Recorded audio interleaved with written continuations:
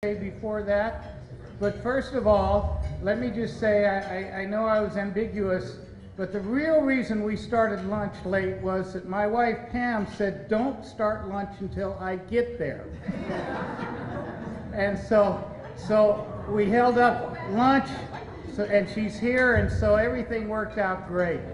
But again, I apologize for the little bit of confusion we had from lunch about lunch, but again, the hotel responded in a wonderful way, and after a very, very short delay, we're all in here having lunch. But with that, I finally found Carly. I looked for her last night, and so we thanked April instead. But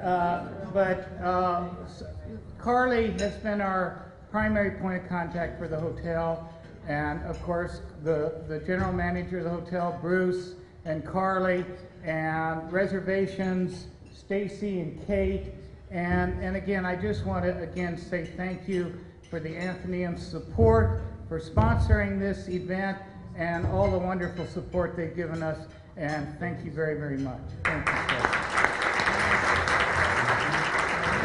It takes a village. She's right. It takes a village, and she's absolutely right. All of the staff that you've seen running around at full speed to help us and to make all this happen. And again, thank you, thank your staff, thank everybody. Thank you, sir. Okay, I would like to recognize a few more of our sponsors before we go into our program. And thank you very much. You were reading my mind. Thank you. But for the first time, we've had not a traditional sponsor, but we've had Oxford University Press here with us. Blake, where are you? Right there. And they were here with us for the first time, and they had a table set up with a lot of books out there. And Michael, by the way, you bought me a $300 book, but they didn't charge me $300. They gave me a good price. But thanks, Michael. I appreciate it. Blake, the floor is yours for a few seconds if you would like. Oh, no, it's very kind of you. Thank you. It's an honor to be able to partner first time in IHL Dialogues, and on behalf of my colleagues at WP, we're certainly very excited to be able to attend and participate via fun. I will say for the books, I have the discretion now to reduce the prices even further. So if anyone, so I don't have to send them back to our warehouse. So I'll say $40 for any hardbacks, $20. Any paperbacks. Okay.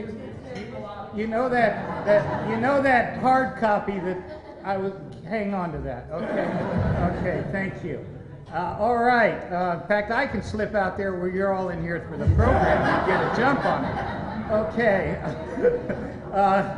All right. Paul Williams. Where's Paul? Paul, I haven't recognized the great support that the Public International Law and Policy Group gives us. You've been a financial sponsor for a number of years. You always come and you participate, and you moderated one of our port sessions. Please stand up, and if you'd like to say just a couple words about your organization. Yeah, thank you. The Public International Law and Policy Group, I think most of you know, is a global pro bono law firm, and we advise parties on peace negotiations, drafting post-conflict constitutions, and prosecuting war criminals. And as usual, it's always an honor and a big pleasure to be here with you this week.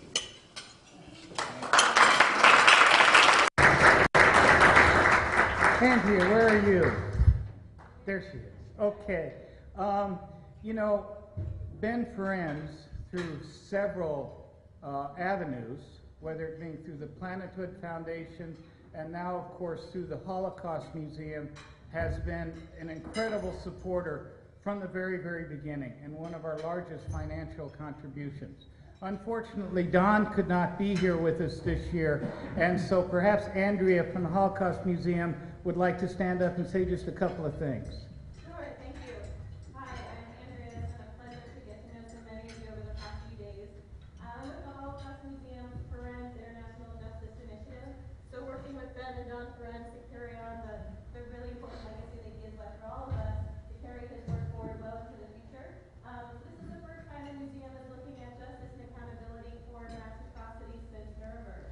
So it's something we take very seriously. We are very honored to be with all of you here, including Ambassador Rath, our senior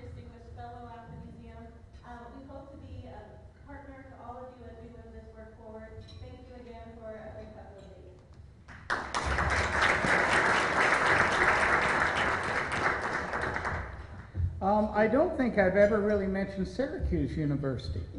Of course, we all know David, and he is the impetus behind the dialogues and the founder and creator of the dialogues from the very, very beginning. And of course now David and Michael are the co-chairs of the committee, advisory committee, that helps organize and create the dialogues. There are those of us who do all the work, but they get the credit.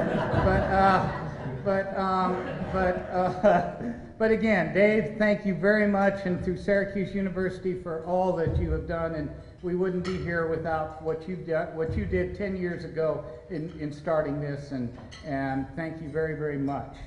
I know there's one other sponsor that I'm going to hold off on a little bit. Hopefully, I have not missed any others, but I do want to recognize those people who, as I said, have really done all of the work. Ted, stand up. Right there. It was Ted's hard work that brought all of this together, an incredible effort. And, you know, I would just say, Ted, we need this done, we need that done.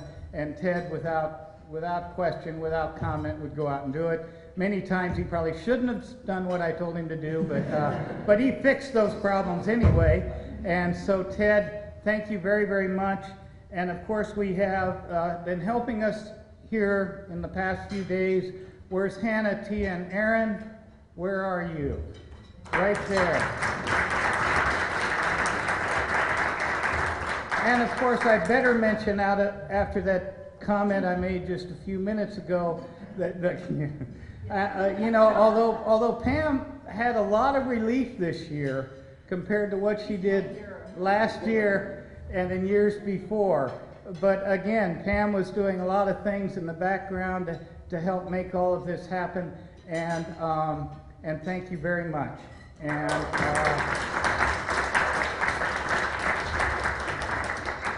okay, like I say, I have one or another sponsor that I will discuss when we get to the final activity of the day. So I'm going to hold off on them for just a few minutes. But we have a discussion about a book coming up, and I will indeed first invite Layla up. There she is. She will be our moderator. And I know I said some words on Sunday, but all of you were not at the movie review, at the film premiere. And you know, this has been another one. Layla and through the Whitney Harris Center and Washington University. And I got that right, Harris. You just went, okay. But you know, they've been on board from the start. And she's been one of our biggest and most reliable financial contributors to the dialogues.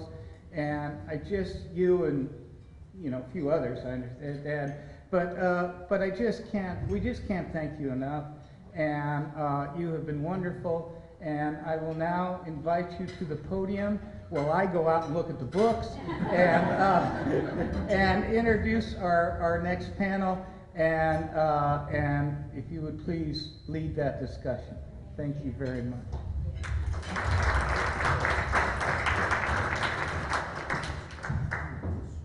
Thank you so much. And it is Washington University School of Law's great privilege and great pleasure to have been part of the dialogue since the outset and to see how it has changed, how it's evolved, and how it's remained the same. And it still has the same friendly atmosphere with room for engagement and dialogue, but still we take on the hard questions and the important questions of the day.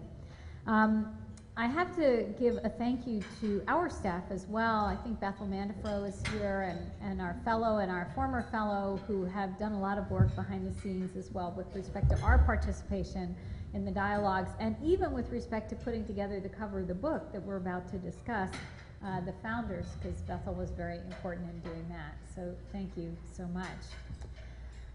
So it's my great pleasure to introduce a panel discussion of a book that was, like the dialogues, a brainchild from our own David Crane. I believe on our panel we'll have 4 members, and if you want to just come up, David, Robert, Bill, and who am I missing? And Michael. It's hard to say no to David Crane when he asks you if you would like to do something. And David wrote to me, I don't remember when it was, David, maybe earlier last year, about a year ago. Yeah, about a year ago. About a year ago. And he said, would you, and Michael Scharf was, I think, also on this email, would you be kind enough to consider being co-editors of a book that would tell the stories of the founding prosecutors of the International Criminal Court and Tribunals? And even though I had way too much work on my docket, of course I can't say no to David because he's David. And so I said, sure, I'd be honored to do that. And so he and Michael and I sort of shaped the possibility of this book, which has now been submitted to Cambridge University Press for publication. The book contains chapters by 4 of the first prosecutors. Obviously, there are many other prosecutors who could have been included who have contributed enormously to the jurisprudence and to the legacy created by, in a sense, this founding moment in the 1990s. There are also contributions by Bill Shabas, by David Sheffer, by Hans Karel. There's a foreword by Kofi Annan. Who am I forgetting? There's also chapters by myself and Michael, in a sense trying to frame, if you like, this moment in time, what Brenda Hollis likes to call this shining moment in the 1990s, when international justice came out of the sort of dormancy it had been in since the Nuremberg trial and flourished as new wars took on, the Cold War ended, and we had this period that many people have alluded to. Judge Van Bingert last night in her talk, Jen Trahan. So in a sense, we're at a moment now where we're pausing to reflect upon what happened and how it happened. And it was really thrilling to work with David and Michael on this project, which captures the contemporaneous reflections and stories of the individuals who sort of created what many of us now study, work in, debate, and worry about the future of. So without further ado, I think David, Bill, Robert, and Michael are going to tell you just a little bit about their chapters. We don't have as much time. I think Jen tells me the trains really have to run on time because we have the adoption of the declaration that has to happen on time. So maybe if you could each take 5 to 10 minutes, and then we could have a conversation about that. I think they need no introduction, so I'll dispense with the formal introductions. And with that said, David, I'll turn it over to you since this is, as they say, your show. Well, thank you. I don't consider it my show, but you know, we were sitting around in the ninth dialogues, go figure, sitting on the porch. There was a whole group of current and former chief prosecutors, and we were sipping wine and beer and water and tea, and I asked the question, I said, did any of you here, I think there was like 7 of us, I said, did any of you here actually seek the job that you eventually got as a chief prosecutor? And much to my surprise, none of us actually sought the job which we eventually were appointed to.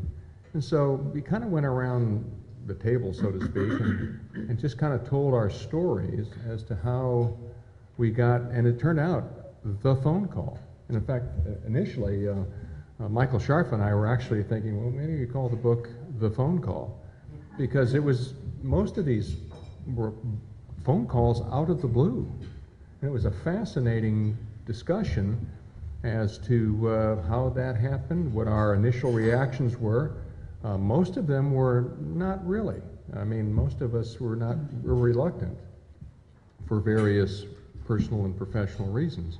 So it was kind of fun, and so I let that go, and as I was flying back to Maggie Valley, North Carolina, where I live, I was just thinking, there's never been, and if you look at the literature, there's really never been a book written by a chief prosecutor in any kind of extensive detail, and I wasn't looking for a book for that, but I was kind of riffing off the idea of the phone call, and said, you know, there's no book about the individuals who founded the international tribunals. And so before I reached out to Michael and Layla, and that was a no-brainer as far as the general editors were concerned with myself, I reached out to Luis Marino Campo, Richard Goldstone, Rebecca T., and myself.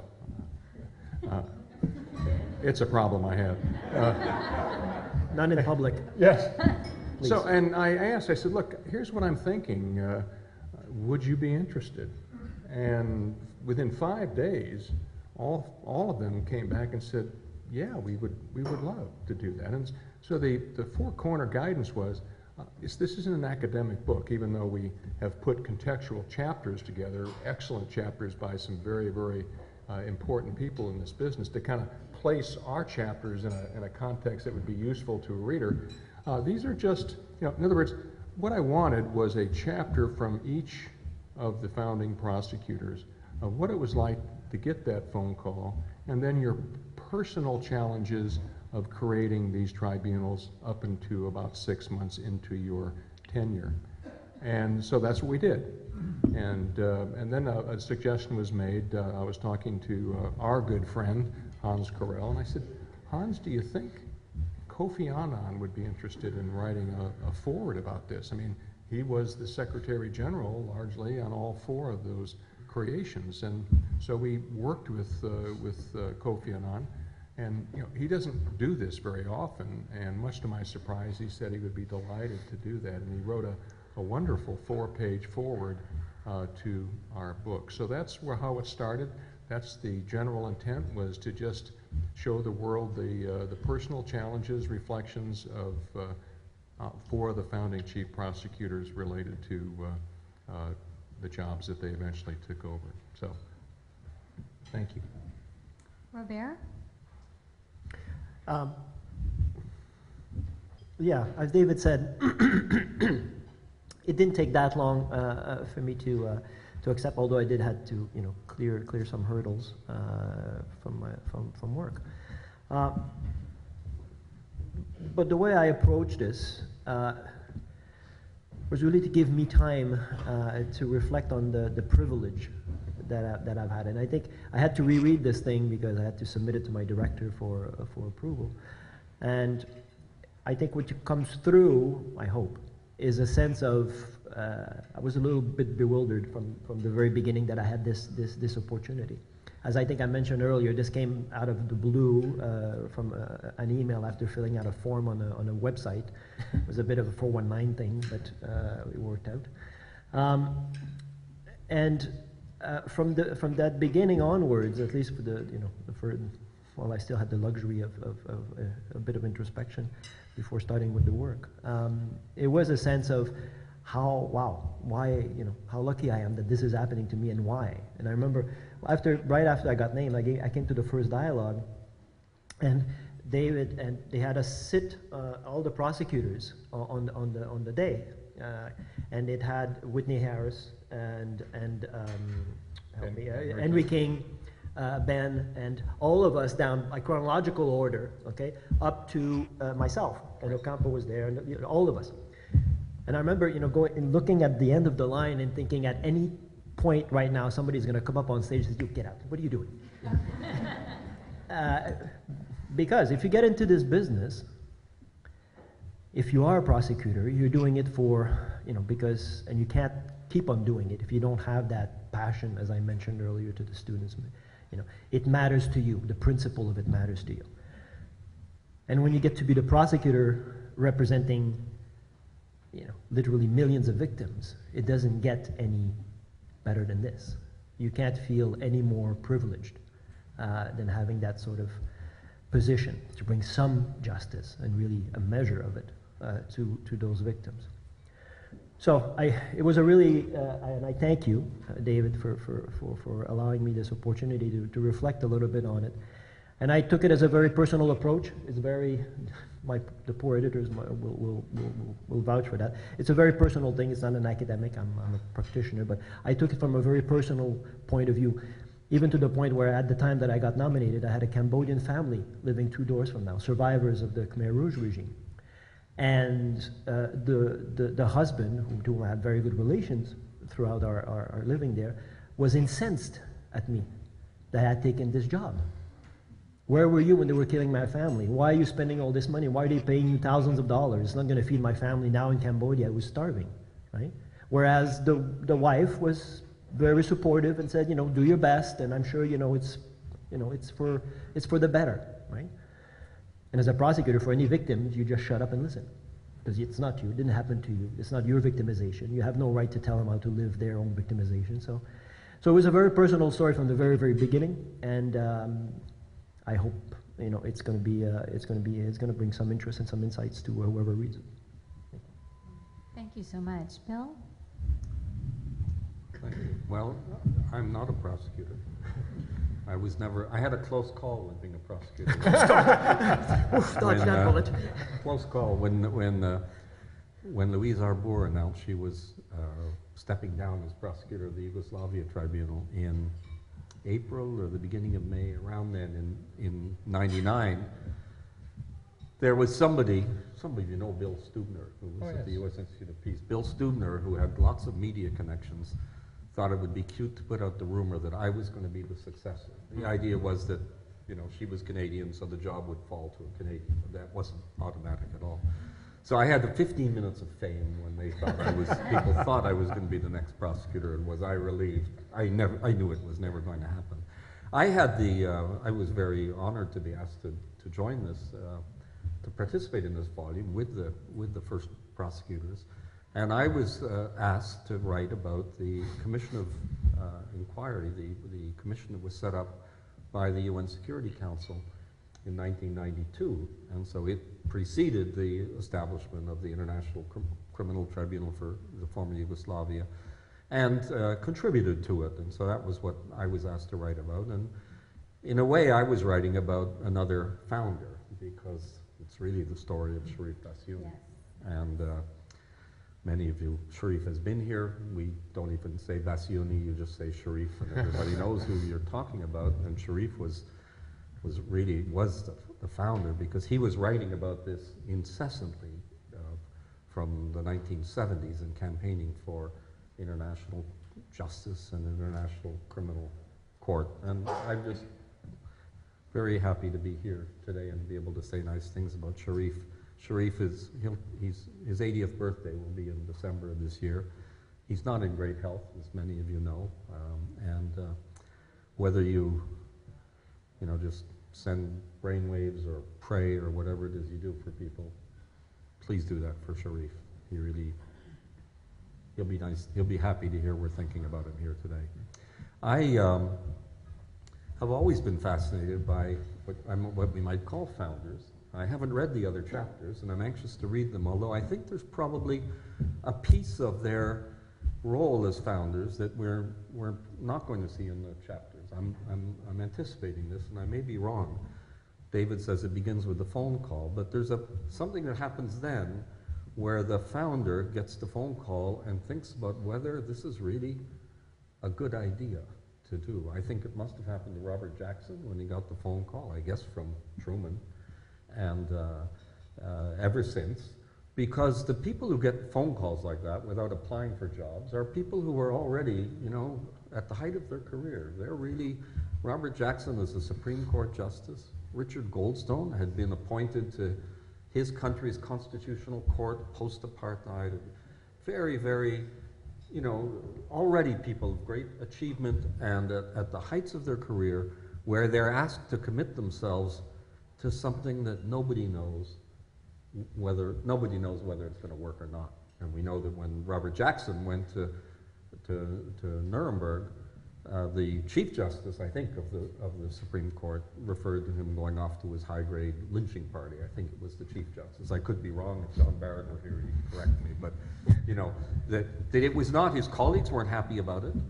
And here was a man who was on the Supreme, which for most lawyers in the United States would figure that's about as good as it's going to get, being on the Supreme Court of the United States. And here he takes a leave to go off for this experiment that people are mocking, and yet today we look back and say, so what was it about him that that he could see that he was actually doing something that was going to work. And I think Richard Goldstone definitely went through the same thing.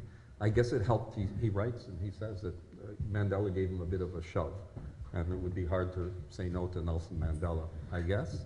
Louise Arbour, then, who is not in the book, but who, you know, Richard only did 2 years, and it was understood when he did it that he was going to go back to the court. And then he sought out Louise Arbour, who was also on a huge trajectory. She was on the Ontario Court of Appeal, and everyone was talking about her going to the Supreme Court of Canada, where eventually she did end up. But that she would then sacrifice that to go off to this court that had one person in custody. Again, nobody really knew what was going to happen. So I'm intrigued by that and full of admiration for whatever it is in those people. You know, I've never had to take a decision like that. I don't know if I would make the right decision, but I'm just fascinated by those who did, who knew that that was the thing to do. So that's what's the magic of these founders, quite special. And as I say, I don't know how much of that comes out in the chapters, but if it isn't, maybe we should write a little epilogue to it. And Actually, it is. It's all in there. Very Yeah, good. all Okay. 4 of us write about it. Okay. Thank you so much, Bill, and thank you also for remembering one of the founders who's not here, which is Sharif, of course. Michael? And in fact, we had big debates about whether we should call this the founders, because it's about the founding chief prosecutors, but these tribunals are also founded by the judges and by the registry and by other staff members. But what was unique about all these tribunals is that the founding prosecutors played an outsized role in shaping their tribunals, and so we thought it was appropriate. 4 of the founding chief prosecutors were alive, and one, as Bill was just mentioning, had passed away in the 1960s, but he was the prototype. And in many ways, the challenges that Robert Jackson faced would shape what happened 50 years later in each of the other tribunals. And so it fell on me to write the chapter about Robert Jackson, but we didn't want to just write it as a history. So I poured through all of his collective works, and he was quite he gave a lot of speeches when he came back from Nuremberg about his experience, and he was quite honest and candid about it. And so in his own words, I was able to shape a chapter that was of a similar type of style of the ones written by the people who were still alive. Bill mentioned a little bit about Robert Jackson's credentials. In a way, he was the F. Lee Bailey, the Johnny Cochran, the Alan Dershowitz of his time, all rolled into one. He was known nationwide as the best trial attorney in the country when he was alive, even though he had not graduated from a law school. He was the Solicitor General, he was the Attorney General, he was the Associate Justice of the Supreme Court when he was asked to do this. He actually launched his call. The other ones didn't go after it. I think he, in a way, Robert Jackson did. And he did it, Mark Agress, I'm looking at you, at a speech at the American Society of International Law. And he mapped out what he thought the Nuremberg prosecution ought to look like and what his conception of the crime of aggression was. And that's what convinced the Truman administration to tap him, and I don't think he was surprised after that. I mean, he really went and did that. It was only 5 days later that he got the call. He wanted to make sure that he outlawed war. That's what he thought Nuremberg was mostly about. And kind of ironically, until recently, all these other tribunals did not have the crime of aggression as part of their statute. His biggest contribution that he was most famous for at Nuremberg was that opening statement. And many scholars and historians have said it is the most poetic and powerful words ever written by a lawyer. And his closing statement wasn't bad either. Unfortunately for him, there was a stumble, and that is that he thought the most important part of his trial was going after Hermann Goering. And he was going to take him down in the trial lawyerly way that he knew best, with cross-examination questions that started out with yes or no and ended with yes or no.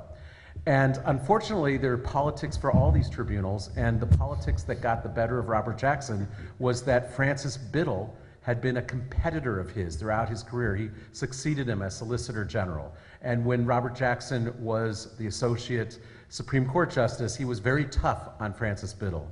Now, Francis Biddle gets to be a judge, and Robert Jackson is now the prosecutor, and Francis Biddle took advantage of the turning of the tables and made life very hard for Robert Jackson. So when Goering got on the stand, Jackson said he had spent more time on that cross-examination than anything he had done in his life, months, and he had it all mapped out. It was going to be the perfect primrose path to get Goering to say that the entire Nazi ideology was bankrupt. That's what he wanted to do. And so he starts asking these yes or no questions, and Francis Biddle whispers to the chief judge of the Nuremberg Tribunal, and the next thing you know, the chief judge says, he's not going to have to answer yes or no questions. He is the second in command of a state who has not been convicted yet, and we're going to let him have quite a lot of leeway to explain his answers. So for 3.5 days, Goering actually re-propagandized the German people, and Jackson got more and more frustrated because he couldn't get Goering to do what he wanted.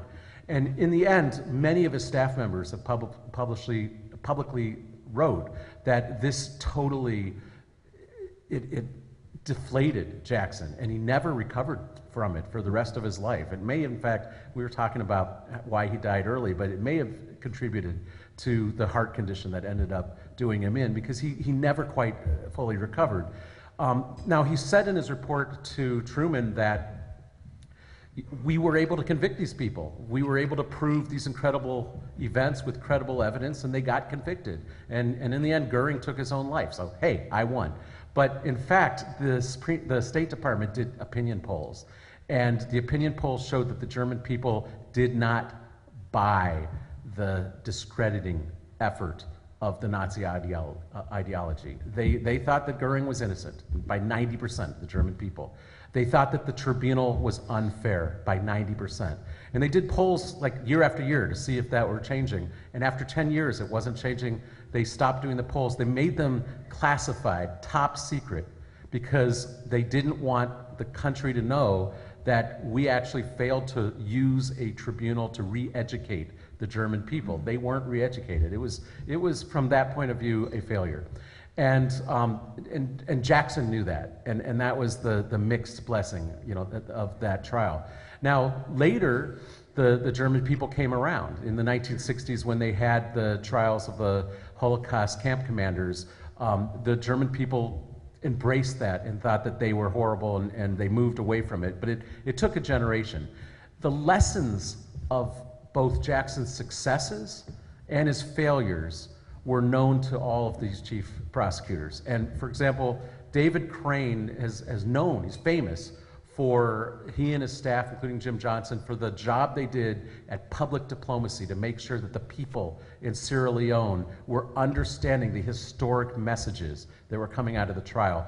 That wasn't happening at Nuremberg, but that was a lesson from Robert Jackson. So my chapter sort of incorporates, the very first founder, and it was a mixed story for, we celebrate him here, the center is named after him, but his legacy was mixed, and it is only through failure that you can have historic successes, that there can be improvements, and it is because of his failures and because he embraced them. He said, I have to confess that there were many errors and missteps, but my hope is that this will be instructive for the future people like the folks sitting up here and the other founding prosecutors, and indeed it was. Thank you, Michael. And of course, my chapter was designed to contextualize a lot of this, and I think we're all pretty humble about, we're not trying to overclaim in the book that this is the only element of the tribunals or the International Criminal Court that was important, but certainly it's through stories and it's through an understanding of history and how these things happen that we can come to appreciate both the significance and the success and the challenges to be overcome. So one of the things that occurred to me, you won't be surprised, is that at the outset, none of the first people who got the call were women. Subsequently, many women got the call, right? And we have seen, even in Judge Van den Vingert's wonderful lecture last night, how we really have changed even in 20 years. There are also judges who could be founders like Antonio Cassese, who was, we can't think of the ICTY without thinking of Cassese. So I don't think we want to overclaim, but at the same time, I had the pleasure and privilege of reading all of these stories, and the story of the phone call is really quite astonishing, and I hope all the students especially will take heart that just when you think, you know, my head is down, I've hit my peak, wow, you could get the phone call. So let's throw it out to you, perhaps for reflections. I don't know how much time we have. Jim told me. 5 minutes. We have 5 minutes. Okay. So if people ask short questions, and maybe we could take 2 or 3 questions and then let folks answer as they like. So any questions, comments, thoughts? Everybody just wants coffee. I think. No? All right. Well, if there are no other questions, any thoughts from the panelists? No? Well, David, I want to thank you for putting this together. I want to thank you for, again, a wonderful dialogue this year. I never thought we'd get to year 11, and we did somehow. And thanks to all of our sponsors and to the Athenaeum and everybody else for a fabulous weekend. Thank you, Jim.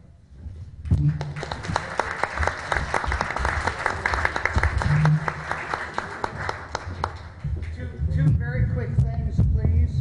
The first one is that if you have checked out of the hotel but are staying around for the boat cruise tonight, please see Ted right now, because we want to make sure that you're counted in the numbers for the food, because much of the food is counted by who are in the hotel or who bought tickets. So if you checked out and you're going on the boat cruise, we need to know. And we will be right back in here in 40 minutes.